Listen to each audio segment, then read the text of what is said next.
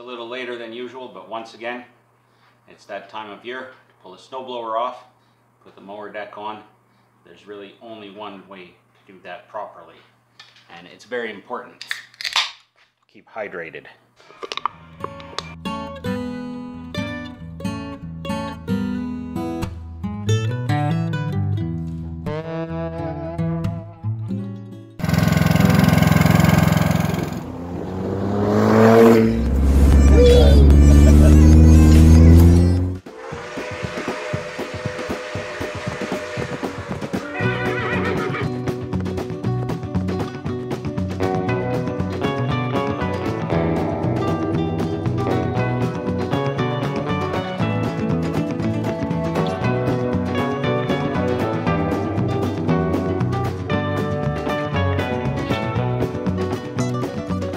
When I had Goldie running before, I mentioned the screamy, noisy recoil, and actually that's not quite accurate. It's not the recoil that's noisy, the recoil works fine. It's this one-way clutch here. So when you pull on the recoil, right, it engages, and then as the engine runs, then the one-way clutch comes into play, and this just sits there and rotates. And that's what screams. Briggs doesn't want you to put any kind of grease in here. So it's just oil and not even really much of that, just a very small amount. So we're going to take it apart, clean it up. This just sits on top of the flywheel, and if you recall, I had to do the exact same thing with Cold War Motors Toro, which had the exact same motor. So this is a pretty simple little thing. There's the cover, and yeah, it's pretty gnarly in there.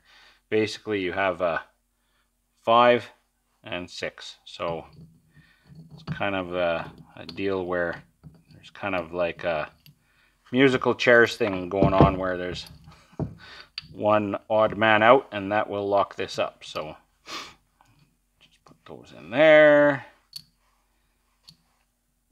and so as it turns this way, they all just move up into their little spot. But when we turn the other way, they come down, and at least one will lock into place and lock this up. So pretty simple and elegant little system. But as you can see, there's a lot of kind of random schmutz in there, and yeah, a bit of wear and tear, but I've seen worse. So I'll clean up the little burrs on here and get all this junk out of here. And then just a little bit of very light, probably silicone spray or something, and put it back together, and that's kind of that. As far as Goldie Hahn is concerned, I'm still working on other aspects of the project, but I'm really hung up for a fuel tank. It's probably going to cost me more for a fuel tank than I paid for the whole machine, so I hate to do it, I hate to ask, but if ever you've considered becoming a patron or purchasing some merchandise from the Teespring store, now's the time to do it. In a little while, I'll show you the progress so far on the rest of the engine, and that's coming together really nicely. It's going to be a neat little machine when it's all done, but there's some money to be spent on it, and certainly this is not a priority in terms of finances. So yeah, that's all I'm going to say on that subject. It's all about doing it on the cheap, and I'm still hunting. Eyes are still peeled for a local used tank. There's got to be one out there somewhere. All right, that's enough of that for now.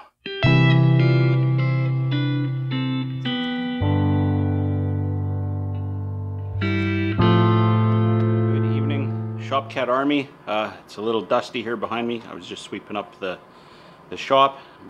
Kind of feels like some good progress today. Little things happened to help other things happen. So as you saw in our short, I was using old Gill to push in the Everest. So the Everest is back inside where it needs to be, so I can fix up that clutch and get it posted up for sale. Well, Gill's back in here. Seems like the transmission's starting to come along and work a little better. I bled yet more air out of it. I think it's just an air issue. Tomorrow, Luke and I are going to go on a little excursion to pick up a fuel tank, hopefully. for Goldie Hahn.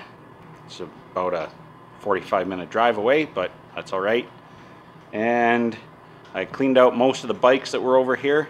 The only bike remaining is Amelia's BMX. I've got a tire tube for that because it's flat, won't hold air.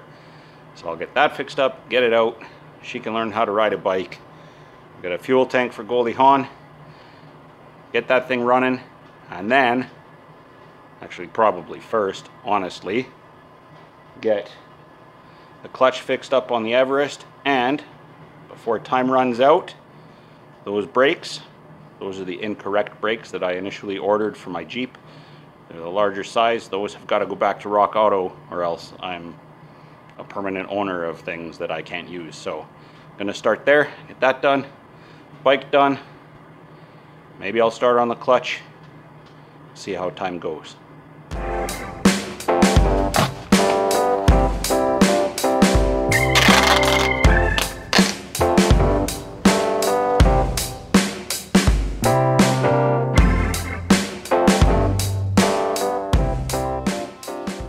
The recoil on this 1970 Hahn-Eclipse Powerboy is a little bit different than the other ones I've dealt with before. So let's take it apart and see if I can wreck it.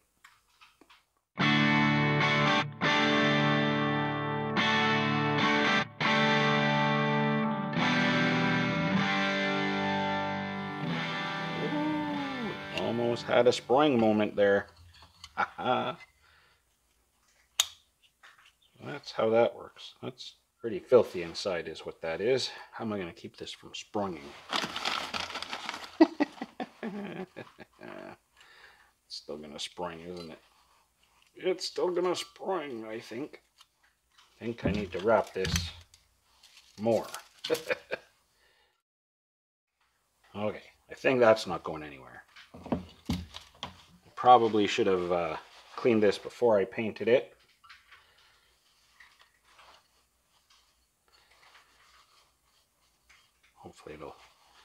Hopefully it'll clean up okay. Well, yes, I wish I had done that before paint. I'm going to use, so I did use some brake clean to clean this up just to avoid any sprung episodes. I'm going to use some silicone spray on that. Need my nippers. I like the silicone lubricant because it's pretty clean to work with.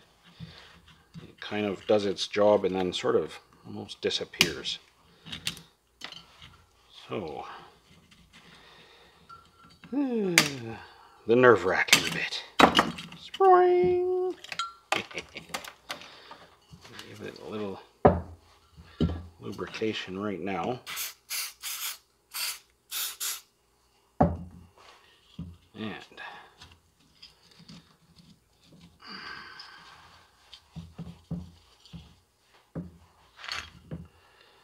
And it just goes in through there.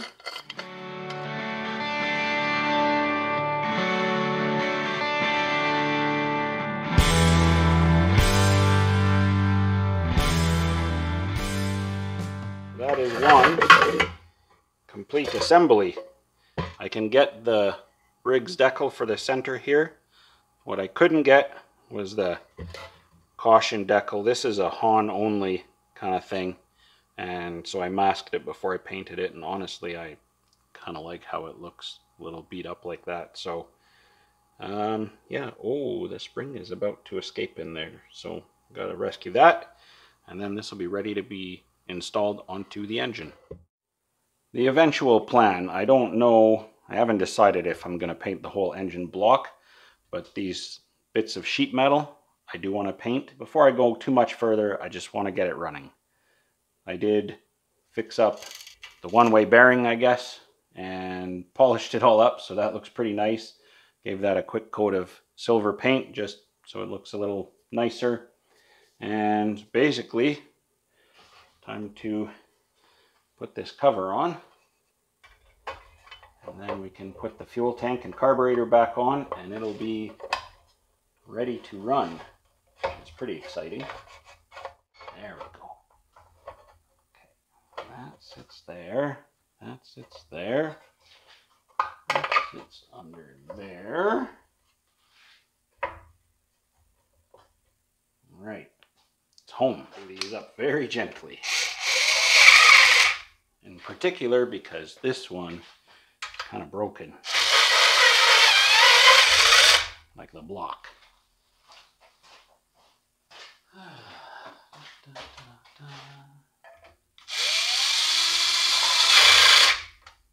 Boy, that sure does look nice.